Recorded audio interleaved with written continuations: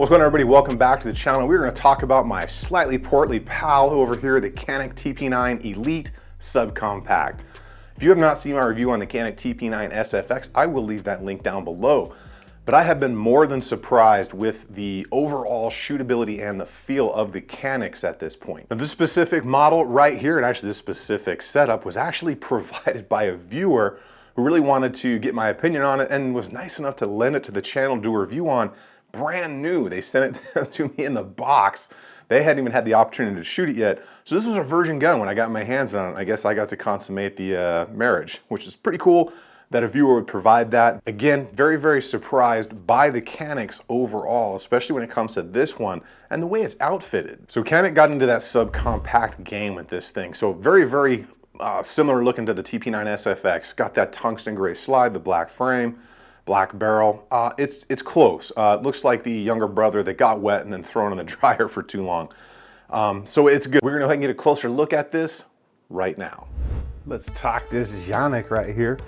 So let's check out what comes in the box. Since the viewer sent this in brand new, get to check everything out so you guys know. Obviously, you're gonna get your manual, you're gonna get your cleaning rod over here. You got two of them actually, a patch puller and just a cleaning rod, warranty information, and the booklet on it. Pretty basic stuff here. You're gonna get your gun lock here, trigger lock. You're gonna get that spare magazine. This is the shorter version. You have a spare base plate right here that you can swap out, which is pretty dang cool of them to add in there as well. You get a holster. It's a basic holster, nothing crazy to write home about, but not bad. You know, clip style design. It's not an inside the waistband holster, but you know, one thing you can do is you can swap these around over to this side, and then you got yourself an in the waistband holster. Works out to be pretty decent. You're gonna have your back strap right here. You're gonna have your optic plate right there. And then you get your little Canik toolbox that's going to have all the basic stuff you need to take that stuff down with your screws and everything like that. So pretty good, pretty nice equipped that it comes this way. Looks like there might be a version that's going to have more mags because they got another cutout in there, or maybe they just put that there for you to add mags to later. So we're going to go ahead and ditch the box and get into everything else. All right, so to get into the actual Canik here, we'll take one good close overall look at this. Nice tungsten Cerakote color there. Obviously you can see that Canik logo down on the frame. You can see that nice little red trigger safety going on. Straight black barrel. Now the sights on this one, it's a darked out rear and then just a white front sight. These are not night sights from the factory. So they are metal, which is cool because they're not going to break off should you be doing crazy manipulation drills or something. And they do have that kind of forward set edge to them for those one-handed manipulations off your holster or brick wall or whatever the heck you got to use around there. Let's go ahead and move forward. We can see their logos and everything on there, not bad. We do have those front serrations, which are plenty to grab onto, whether from the bottom or the top to work it. We do have a top chamber indicator right there that has a little red dot on the side, but if it's up, you know it's loaded. You can see nice little plate that it comes with right there for the RMSC. Same kind of length extractor, size extractor that the bigger models come with. We do have an ambidextrous slide stop, slide release lever right there, and the magazine button right here is swappable. So coming back, we can see some very nice stipple work right there for indexing on the side of the frame. Very nice depression in there for your thumb, and they've really done a good job up in there. You can kind of see nicely how they've moved that frame and kind of sectioned it right there where the slide stop, slide release is. Kind of keeps it tucked up out of the way of your thumb, and then it's smooth on the bottom with the texture on the top right there for when you're actually going to be using that. Very nice texture. It's kind of like that sandpaper texture on the sides with those larger kind of nubs right there on the front and the back strap. You do have the other back strap in there. It's a little slimmer. This is the larger one, but it feels good and it fits nicely. So this is the 15 round magazine. They really thought this out. It's pretty nice. So 15 rounds, it's got that nice same texture, a little bit of a depression right there in case you got to strip that bad boy out. Comes right down the same exact pattern of the texture right there, same size. So good job on that. Some manufacturers would have left that blank or whatever, but it's nice. Got their little Canik logo down there in the bottom. So pretty good. The you know, the ergos of it here, it's nice and rounded, it's cleaned, ample trigger guard right there for bigger fingered individuals. Could have done maybe a little bit better of a job, you know, really rounding off the bottom of that trigger guard.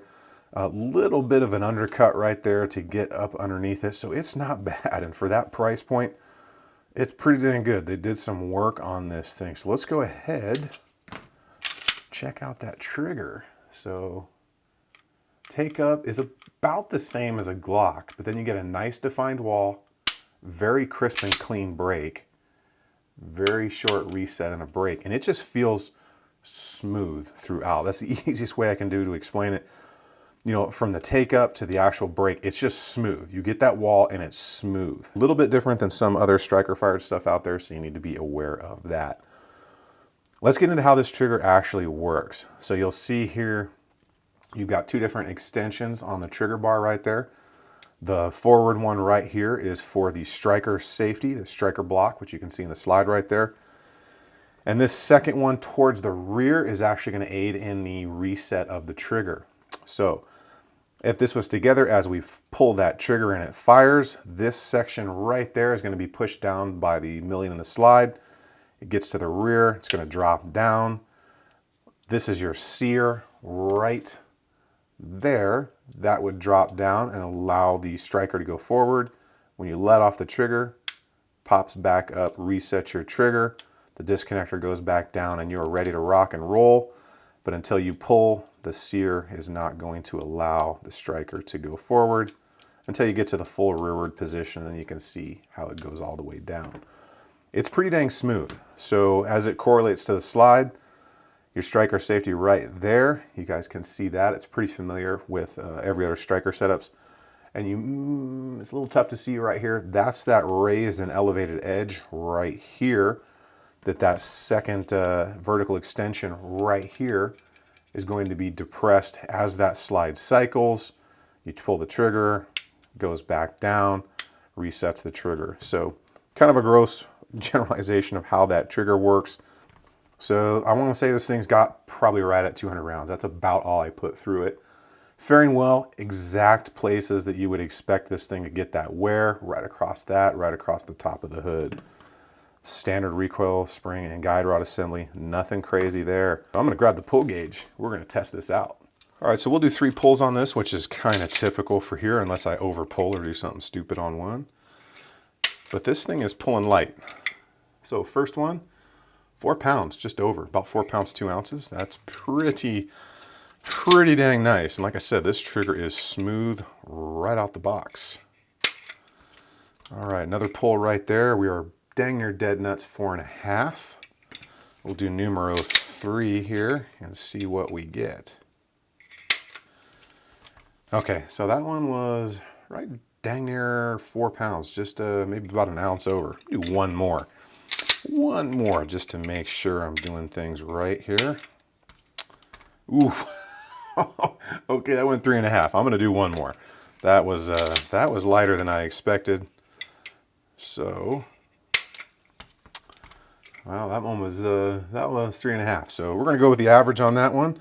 But there you go. You saw what this thing is gonna pull like. Now let's talk about these overall specs on this bad boy right here. So 3.6 inch barrel, 6.7 inch overall length, 4.6 inches high, 1.45, almost an 1.5 inches wide. That's pretty dang wide, and it's 24.78 ounces.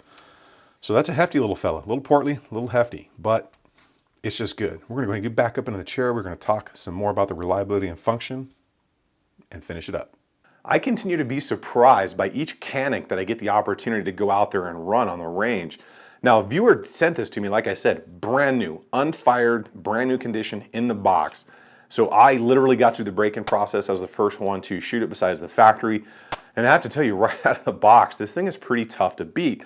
But it's not all peaches and cream. There are a couple of downsides here. That downside is, when I asked up front, is it really a subcompact? It's pushing the limit. She's portly, she's wide, and it's just barely below that compact, but they're calling it a subcompact because you can get that ultra short grip on there and everything.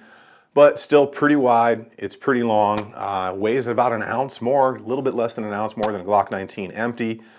So yeah, you know, it's not all positive. So there are a couple things there, but is that really a determining factor going one way or the other? Do you notice that way a little bit? Yeah, I can say honestly, when I picked this up, I expected a little bit lighter out of it, being a subcompact, but it's nothing that's not usable. It's nothing that's not carryable. It's good. Now the positives on it obviously are all those options it comes with for an optics ready pistol, ready for an RMSC. It's got a pretty good name at this point. They're really kind of surprising me and a lot of other people out there. Ergonomics of it are good. That trigger is very good up front. You do have that pick rail, although your light selection is going to be limited. I really do think Canik kind of nailed it on this one, besides those couple little things. Like I said, it's a little portly and it's a little wide, but really that's about the only bad things I can find in it. It was extremely reliable out there. I had no problems with it, no failures to feed, no malfunctions of any type, and it shot plus P ammo, shot 124, 119, white box, a cellular and pellet. I shot Federal through it, multiple different things through it, and it performed with all of them exactly what I would expect, having tested out that TP9 SFX. And for that price point where he said he got it for, it was like 360 something like that, I think he told me. That's pretty aggressive for what you're getting out of here, especially when you start comparing that to others like Glock MOS or something like that. That's a pretty good dang price point for this package here. So I really hope you guys liked the review here on this Canik TP9 Elite subcompact, even though it's a little portly for a subcompact. If you guys like what's going on here at the channel, go ahead and hit that subscribe button for me and make sure you turn that bell notification icon on so you get the information right when it comes out. Get out there on the range, have some fun, check these things out if you're in the subcompact market, and I will see you guys on the next one.